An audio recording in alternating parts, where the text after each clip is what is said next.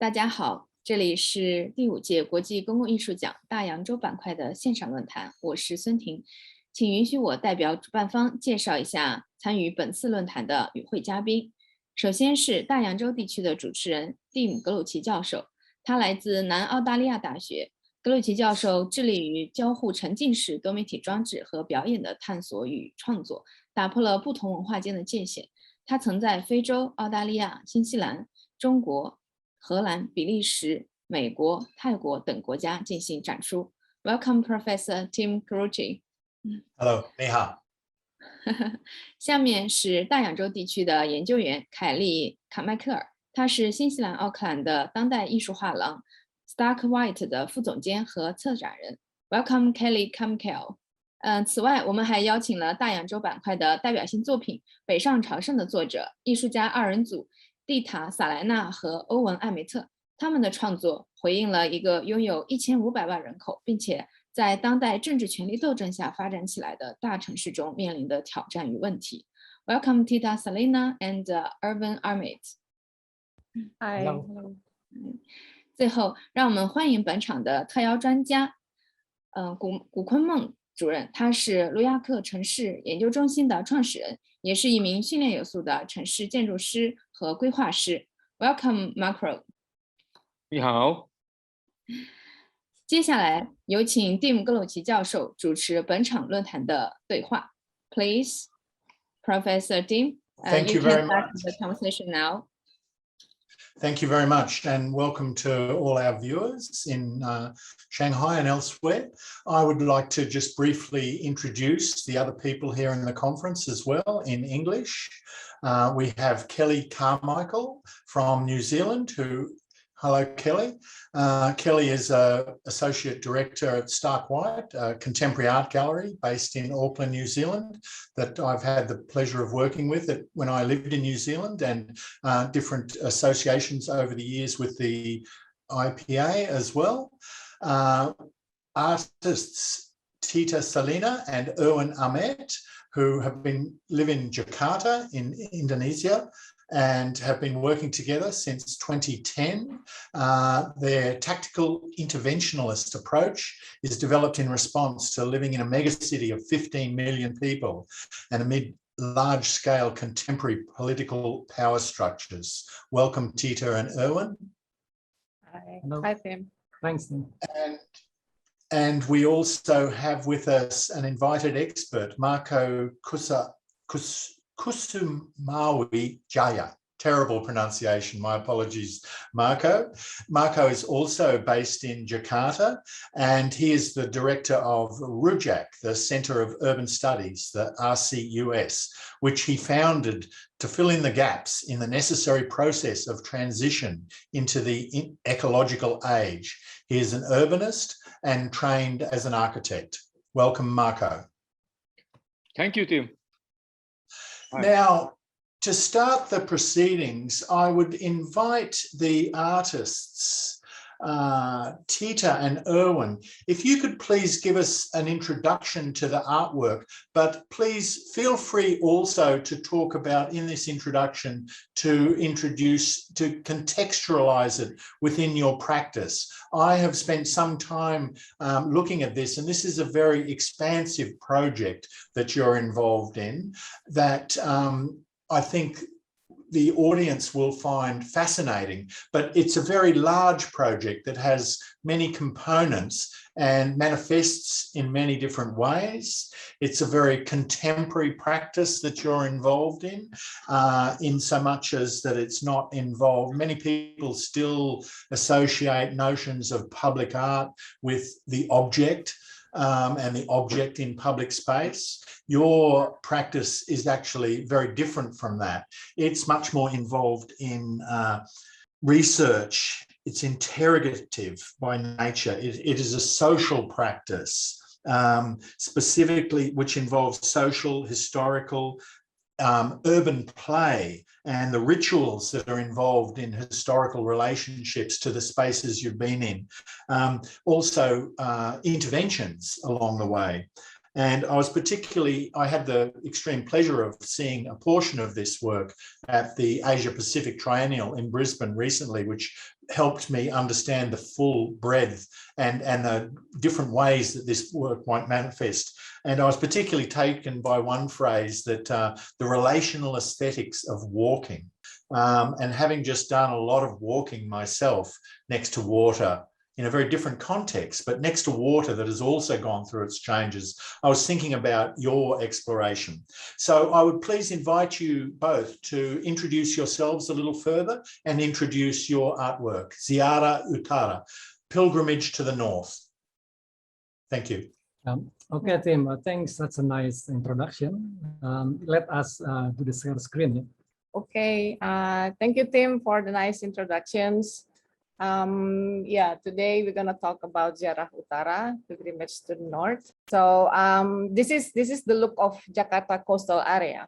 The length is about 40 kilometers from the west side to the east side, and it is densely populated along with the overlapping various problems of the impact of the centralizations of Jakarta as the capital. So this line is kind of our route to do the ritual or the pilgrimage almost every year. So there is kind of two lines here, the red line and the yellow line. So the red line is considering high risk condition because we walk side by side with the uncertain situation. Meanwhile, the yellow line, it's considering more safe zone for walk. So if we see the percentage, it's the high risk part, it's more than a safest area. Give a little bit about the introduction. Historically and geographically, North Coastline has been the most important part. If we draw a long line since the arrival of Europeans and they come to controlling Nusantara, North Coast was where the envoys of Ming Dynasty docked, on even the entrance gate of Hinduism and Buddhism.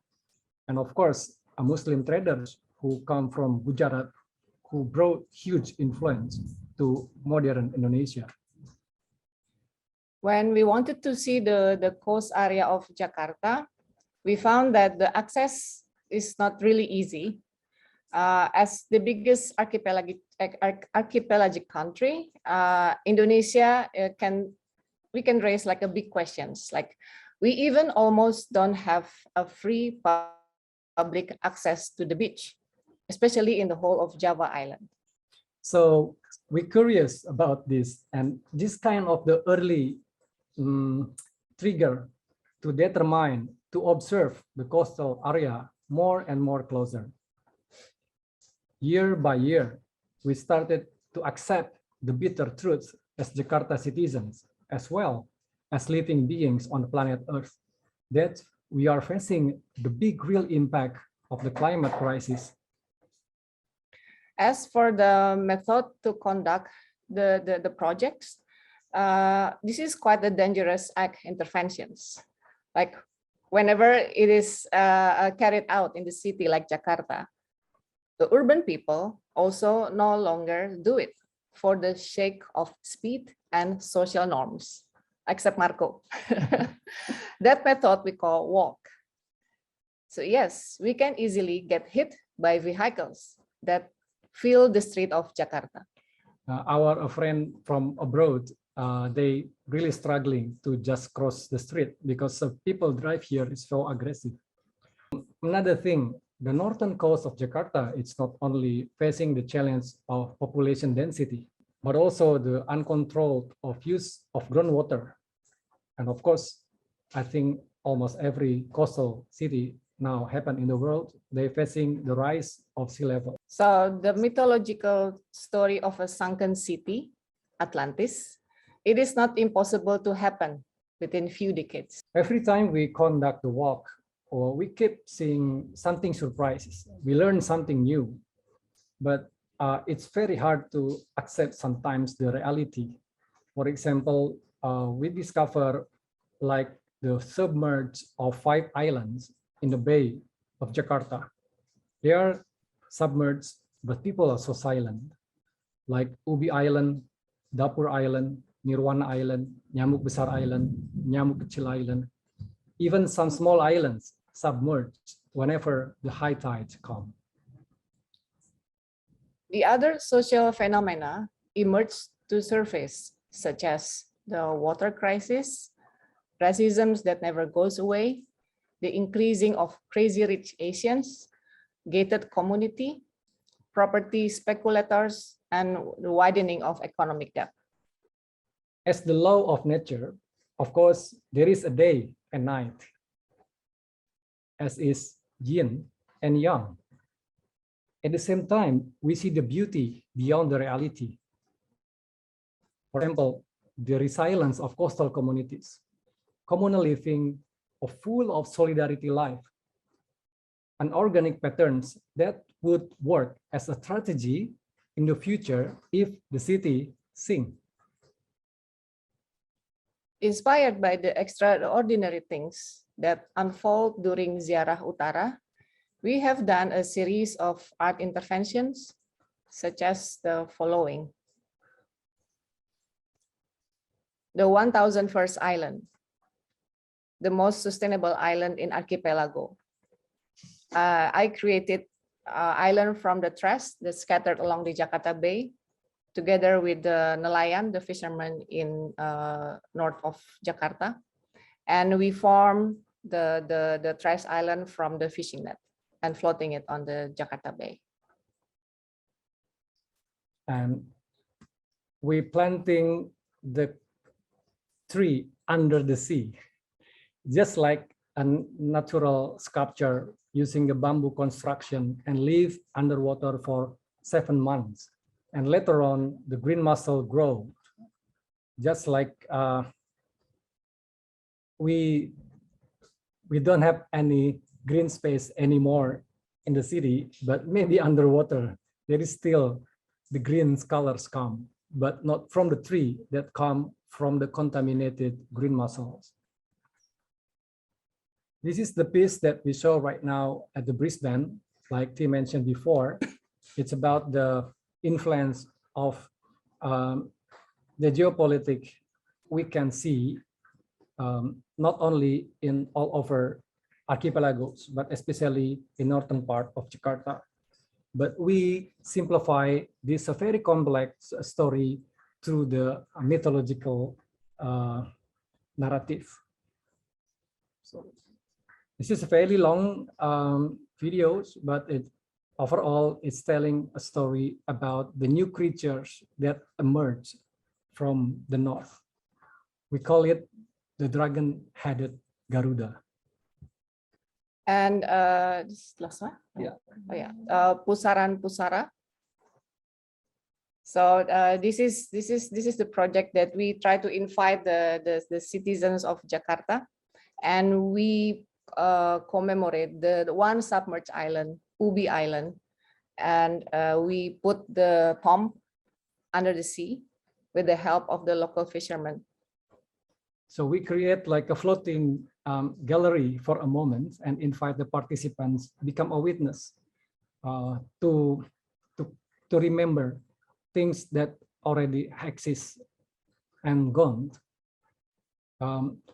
This is quite interesting because the perspective from us who come from the land, it's a very different compared to the fisher folk. For the fisher folk, the sea is the father, and the island is the mother. So when the storm happened and the sea become very dangerous, they said their father is angry. So they have to run to their mothers to get protect. So that's why they need an island to put their take a rest and wait until everything more safe again to sail. But what happened when the mother is gone? There is kind of very unexpected relation to imagine the future when slowly one island, another island, they disappear because the human activities. Cara, suddenly a few years ago, 2019, there is announcement that Indonesia moving the capital to the East Kalimantan. So we run out an idea and want to see what will happen there. And we make an intervention in the most important area for the future of Indonesia by planting, we call it iron placenta. So perhaps this is kind of the next phase of our work from Ziarah Utara, and try to keep running with the actuals, but also keep our body and memory to record many things beyond our capacity as a human being. But we don't underestimate the art roles in this kind of crisis. Yeah. Thank you. Thank you. Thank you both very much, Tita and Irwan. It's interesting that you know, to try and encompass, and we'll talk after a little bit further in the presentation, we'll talk a little more about, and I'll ask you perhaps some questions about the collaborative nature of the process and engagement. But I deeply appreciate how difficult it is to convey the full extent of this project, which has been going on for, what, 3 years now, going into its 4th year? Yeah. Yes, since Yeah. 2018, And, yeah. yeah, and the small section that I saw, which was Garuda Berkepala Naga, the dragon-headed Garuda in the APT in Brisbane. And the video component of that, which was 2 screens, which went for an hour or an hour and a bit over an hour or something. And yet and that was only one part of the exhibition. But for me, it was utterly engaging. And, you know, and I wanted more. And I get that sense with this whole project that there is always so much more. The range of issues that you're taking on in this work are so broad, extensive, and ongoing that you know, it's truly extraordinary to try and well, what you're doing, but also difficult to try and encompass it in a short presentation. Okay, at this moment, I would like to invite Kelly Carmichael. Kelly, you have been involved with the IAPA, I believe, since its beginning. Is that correct?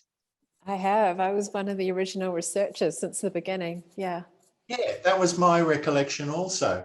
And so you're actually in a very good position to help contextualize, because as the undertaking here, not just of this work, but how this work sits within the greater arc of the IAPA. Because one of the things, and I also have been involved since the inception, not as much as you by a long shot, but you know, I've certainly had an involvement from those very beginning years.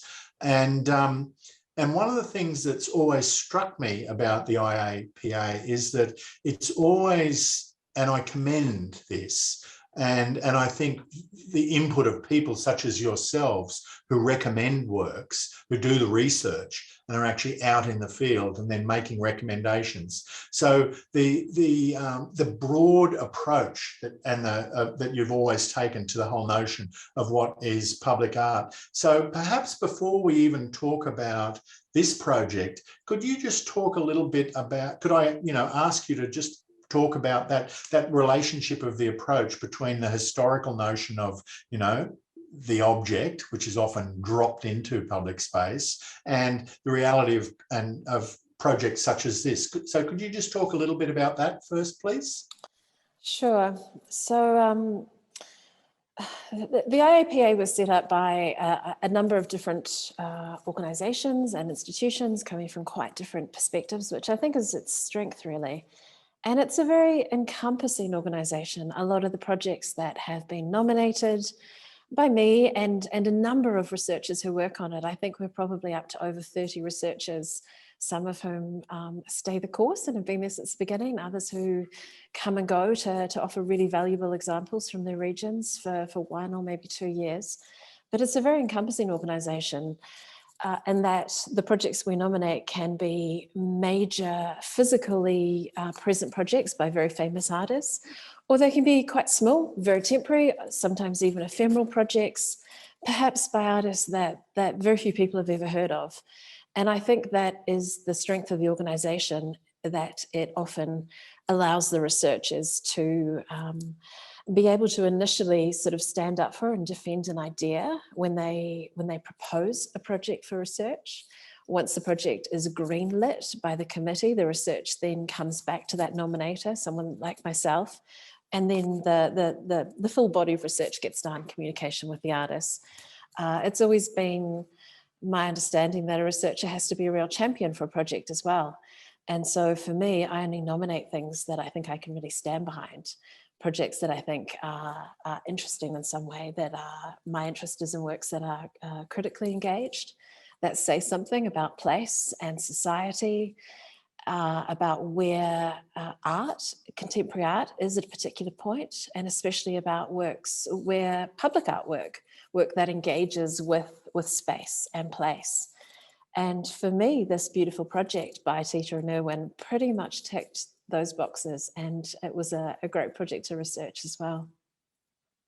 So taking from that sort of overview and talking now specifically about your nomination of and research into this particular work, how did it come to your attention? What are the, you touched on, you know, the broader concerns, but what would you see as, I guess, the essential elements of this project that made it a fit for you? When I first became aware of this project, it was because I had invited Tita and Irwan to be involved with the IAPA to talk about their general practice for an earlier edition. And amongst other works that they spoke about, and amongst other presenters from Oceania that day, they also spoke about this beautiful project. And for me, it was the idea of, these are two artists, they're often collaborators, there's sometimes other people involved, but there's a high mobility to their practice. You know, travel and mobility is actually the vehicle for their art practice, if that's not too much of a pun. And it's this idea of travel as an aesthetic practice that I really liked. Much of their work has observed public space in Jakarta and in Indonesia, but this particular project turned them from the observation of public spaces on land, turning from land to sea. I'm the researcher for Oceania, which is a tremendously enormous place, and there's not a lot that the countries or states or even the artists within that enormous, and it's not even a landmass, we don't even speak about enormous landmass, because most of Oceania is actually covered by sea, and that's the important part, is ocean is exceptionally important for people of this region. And what Tita and Irwan did was turn their attention from land to sea, which is one of the most unifying factors of this region. Indeed, you know, many of the Polynesian cultures speak not of the ocean as separating different islands or different nations, but in actually connecting them in a way that a carpet might connect different rooms within a house. So I think that's a fundamental difference for this part of the world, is we think of the ocean as a connector. And that's something that these two artists really beautifully picked up on. For me as well, it was the ongoing nature of the work. I think there's been 3 iterations of this now, I think. The artists will correct us. It's durational. So not only is it ongoing in that it's revisited different times to see what has changed or what's potentially stayed the same, but it's also durational. So this is over 40 kilometers of the northern coastline of Jakarta that these artists go across. And I mean, you can imagine that this takes a lot of time walking as well. So it's roughly about a 10-day walk, I think, from memory. Over 40 kilometers, the land or the places that they go through are enormously different. We've got fishing villages, gated communities that they've spoken about, historic sites, a port. I mean, Indonesia is an archipelago, so you can imagine that the coastline is super important. And this is a project that really picked up on this relationship between people and the sea. And this relationship, of course, is ancient between people in the ocean or people in the sea. It's also pretty much universal unless you're a landlocked country. But you could imagine also that for an archipelago nation like Indonesia, this is critical. You know, there is more coastline in an archipelago nation than perhaps almost any in a larger country might possess. So there are a lot of things that firmly rooted this project in its very locality for me. Here's two artists from this place who are picking up on things that are exceptionally important to their own particular context. But there's a lot of universal concerns as well in there. And I found it, you know, there was a real observation of this place as well. This is a coastline that is under threat, not just environmentally from climate change, from rising sea levels, but also economically. And I think that's perhaps something better for the artists or for Marco, people from that place to unpack. But it's fair to say this is very much a coastline under threat, and something that the artists have really delved into in lots of ways that are very universal, but also they've drilled down really deeply to make it very specifically local. One of the things as well that I really liked about this practice, or where I started my interest in this particular work, was a quote by a curator called Birgitta Isabella. And she spoke about how their artistic partnership was about continuous acts of dislocation by always being in motion and orienting their movement towards continuous cultural encounters. And for me, that's something really important about public art. You mentioned, Tim, before that a lot of public art, or the assumption of public art, is that it is physical objects kind of dropped into space. Now, in my experience, this is always the less effective public art, and it certainly tends to be the public art that communities respond to or connect to less. So what we have here is this continuous cultural encounters that Tita and Irwan not only take part in, but also provide along this, you know, this 40 plus kilometers and 10 days.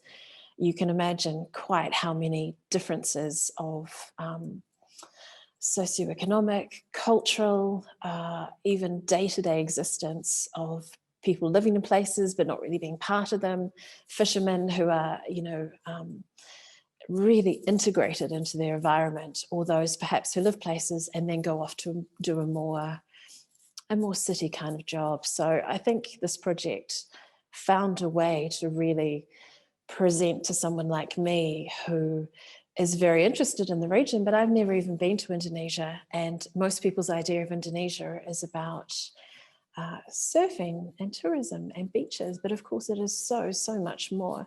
Jakarta is a mega city.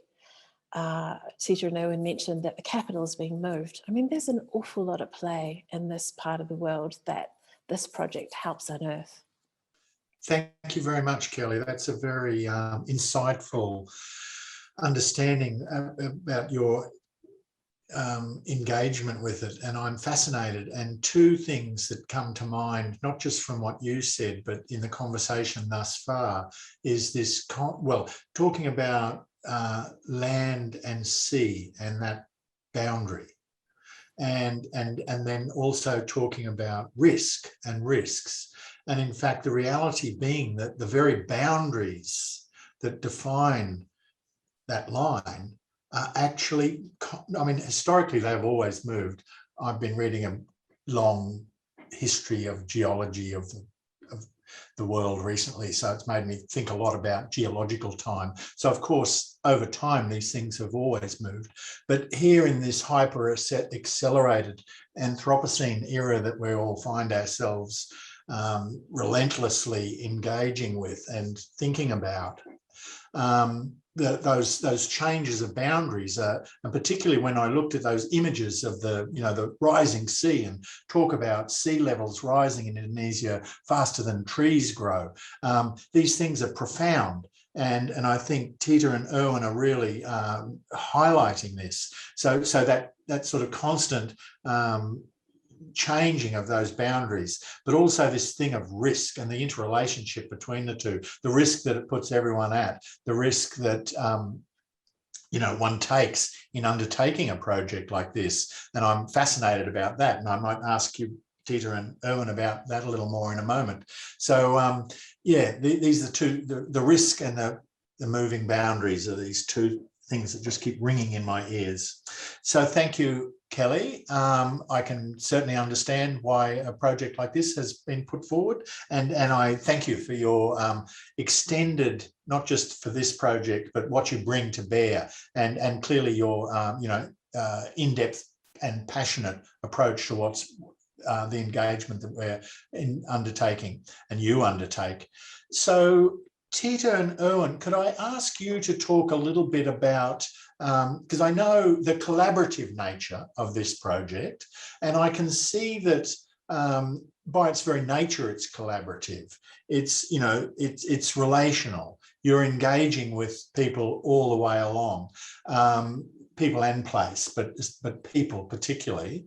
But I also know that you have had other collaborators, but specifically Hannah Ecken and Jorgen Doyle have been involved in this project, and I've seen their names mentioned both as collaborators within the project and commentators on the project. And I know Marco, who we're going to hear from later on. So could I ask you to talk a little bit about, those two collaborative aspects, the people, the other artists and researchers and scientists, I guess, that you're working with, but then on one hand, but then also the social engagement, how participants, and I got to see the wonderful video of the ritual with the machete and going out, and that in the video that I saw, but I know that's, and you've just touched briefly on a number of the other actual interventionist things. So if you could also talk about how the people in the communities who are engaged in these, how they respond, the local people. So if I could ask you to talk about those two aspects to the collaborative process, please. Maybe we have a different opinion between me and Tita, but for my personal, I'm kind of a selfish person, so I don't really enjoy to work collaboratively with people. So I keep like, why I have to do this project, like really, because it's a very takes time to do that. But to do the collaborative project, the result, it's always satisfying, makes me satisfied. So even I'm not really happy, but I try to to understand every meaning of this social interaction, and especially in the characteristic of people in the north, but maybe in Indonesia archipelago in general, they very considering more open than the people who live in the deep land, for example. So this makes me more confident to always get in touch with them. And after few encounter, finally we know each other, we exchange stories, we build the trust, and suddenly the ideas come, and we can set up an idea and to see the mutual relation between us with them. But to be honest, as an artist, I'm not really enjoying it. To do this. But I don't know, Tita.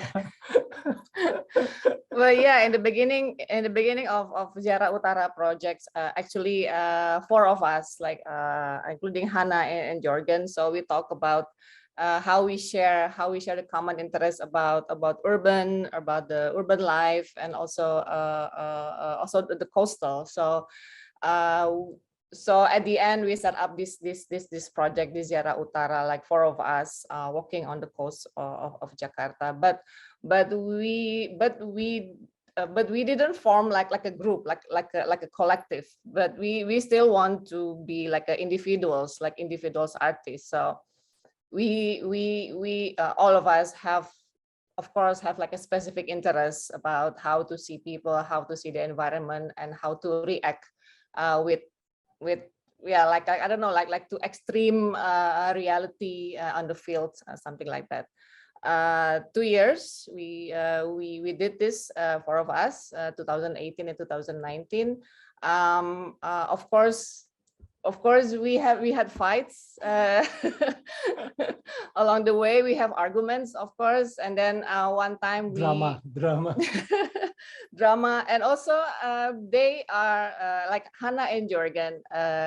They are Australians. They are white, so that's another I don't know. That's another layers that we have to face. Although they speak Indonesians very well, but still the look. And also when we walk, so there are almost no barriers like between us and the people on the streets, like so-called we called audience. So we were asked really a lot, from people like whether we are artists, whether we are tourists, or what we were doing on the street, and why we were walking, and why we have to bring huge stuff on our back. But that's the thing. How to say, like that's the thing that we found very, very interesting and also very challenging. And many a question like, can we join? Like our friend, they want to join. I can say yes, but it's please take your own risk. Do you have insurance? Yes, at the end, yeah. Although as artists we have this selfish side, but on the other side, like the city, Jakarta is not our own city. So we try to open these projects to other people, whether they're interested to join or to collaborate. But we how to say, we prefer to say join the walk rather than collaborations, because it's much more simple. And also this is not like an open trip. This is not like a tourist sites. Pleasure. Yeah, like a pleasure. This is this is not like a pleasure trip. So we challenge people who want to join to our walk. Like Irwan said, like take your own risk and then bring your own things, and then you do your things, we do our things, and then we can walk together, or we can separate in different paths, and then we join together in the certain points. That kind of things. But sadly, because of the pandemic in 2020, so Hannah and Jorgen, they cannot come here again. So actually we plan for 2020 already for another walk, but it never happened. And also to the 20 this year also, they still cannot join us. So but we still share about our findings, about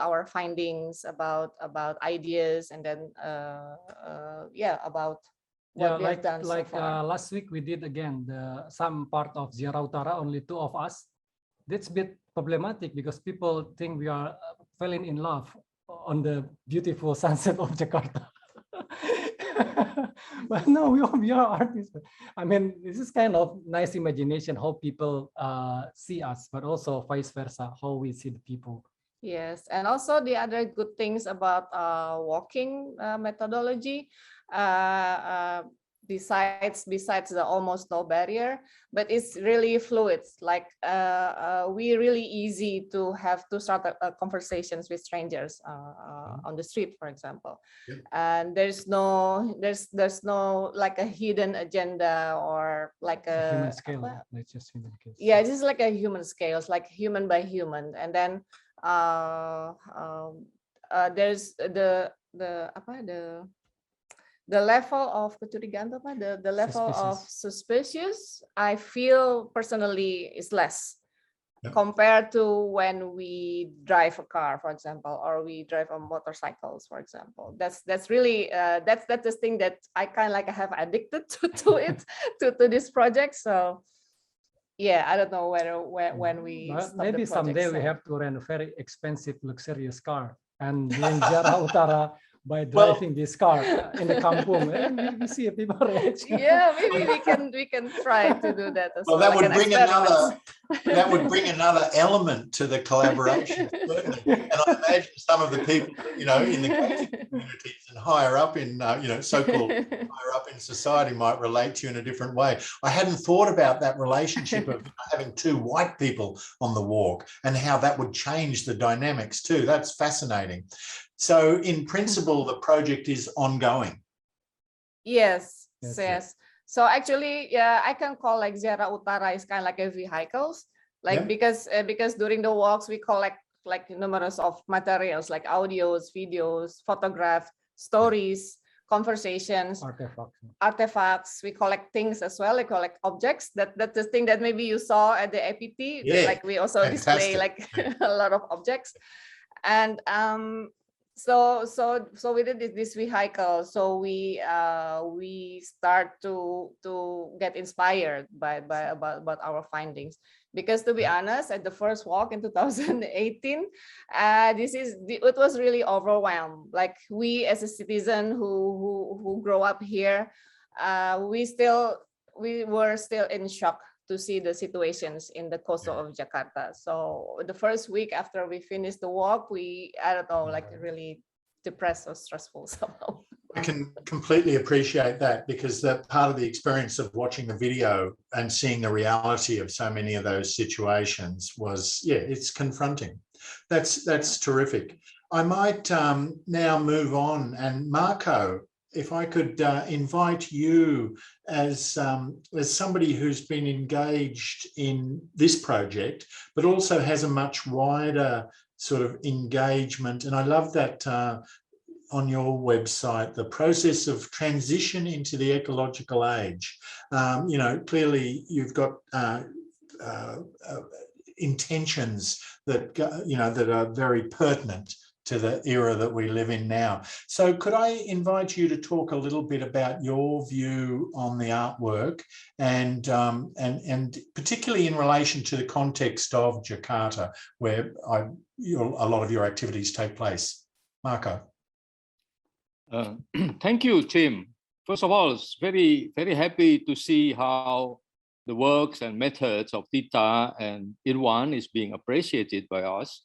By mentioning the concern of the RUJAK Center for Urban Studies, I might as well start from that, which is the eco-social justice, because the coastal areas are experiencing the most impact of the climate change and the pandemics, of course, and they were also less equipped to deal with those two issues, those impacts from both climate change and the pandemics. And then this is actually why we appreciate very much the methods and the work of Tita and Irwan. First of all, from urban studies point of view, we also develop what we call tactical urbanism. As you mentioned, tactical intervention.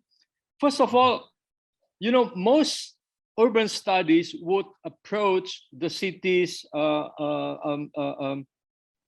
longitudinally, looking at parts by parts and coming from upstream to the downstream. And Irwan, Ahmett, and Tita changed this. They approached the problem by looking at the coastal areas latitudinally, walking across the longitudes. Walking across the latitudes, walking across longitudes, following the same latitudes. Yeah, and that is very important because most urban studies would not do that. And secondly, because of this approach, they are looking at the relationships between the different parts, the different longitudes of the area along the same latitudes. This is very important. Most people know that there are so many different things, different fragments along the coast not only fragments in terms of spaces, you know, there are fishermen's spaces, there are the ports, there are factories, there are industries, there are old town, our heritage, the beginning of Jakarta or Batavia is there. But also different fragments in terms of way of life, in terms of cultures, in terms of social economic ability, etc. So I think most of us know about these differences, but Tita and Irwan have helped us in understanding the relationship between those different fragments along the same latitude, more or less. And of course, we know now that in some ways and some parts and in some aspects, there is no relationship between the different fragments. And that is the problem, of course, you know. They are all facing the sea. They have the same climatic problem and pandemic problem, but in different degrees, but they are not connected to each other. My center, RUJAK Center for Urban Studies, are trying to look at these coastal areas from these two perspectives. And the other thing that Tita and Irwan is doing or are doing, are important for us from urban studies, is that they are looking at it from what I would call warm eye view instead of bird eye view. You know, most architects or urban planners would look at cities from the bird's eye view, and now, of course, the drone eye view.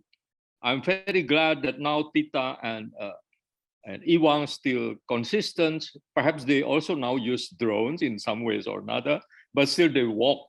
And these views from the eye level or even the warm level is very important to understand the deeper cultural relations between the different parts, different fragments, even if in some places there is no relation at all because of physically there are barriers, etc. And of course, you know, there are also social economical barriers.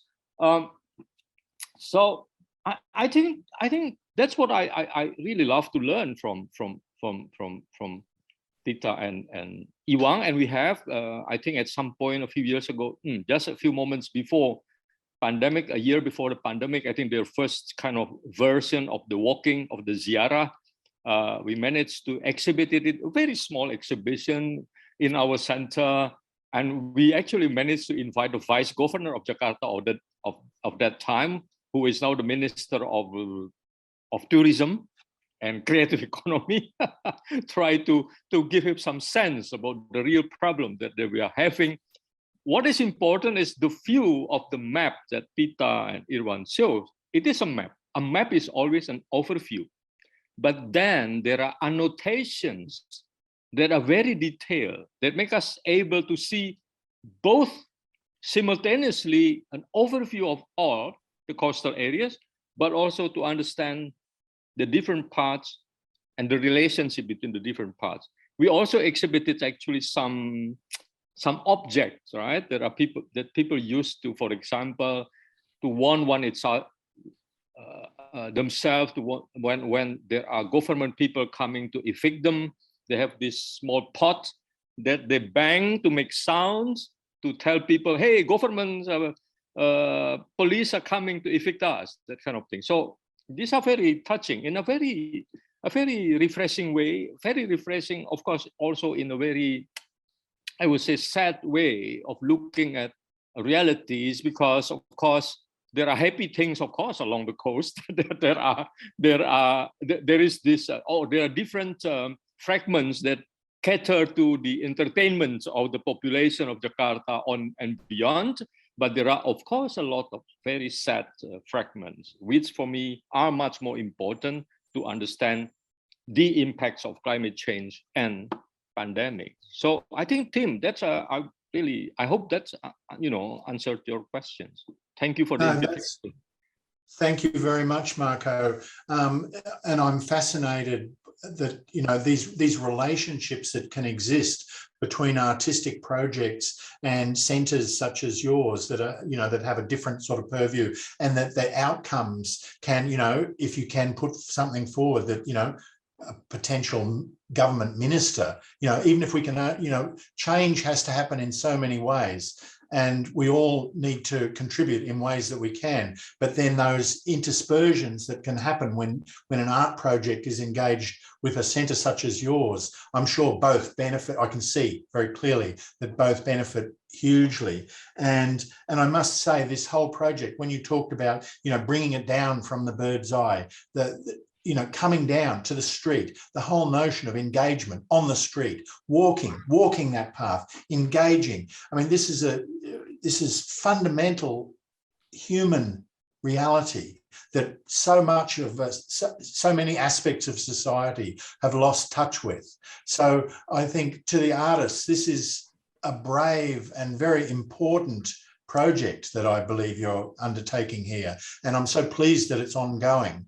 And I know from what I've seen of it myself, only a very small part of it, that this is engaging on many levels. And then to hear you talk about it, Marco, that extends my understanding of the breadth of its engagement. So this is a truly remarkable project, and I can only congratulate and commend you both, all of you. So I think at this stage, I will draw our discussion to a conclusion. And firstly, I would like to thank the artists, Tita and Irwan, extraordinary. Marco, thank you for your words. And Kelly, thank you very much for the work that went into developing the research and the nomination. So thank you all for your involvements, and I look forward to seeing where this very important project goes to from here. Thank you all. Thank you all. Thank Bye. you. Thank you. 感谢各位专家的精彩发言。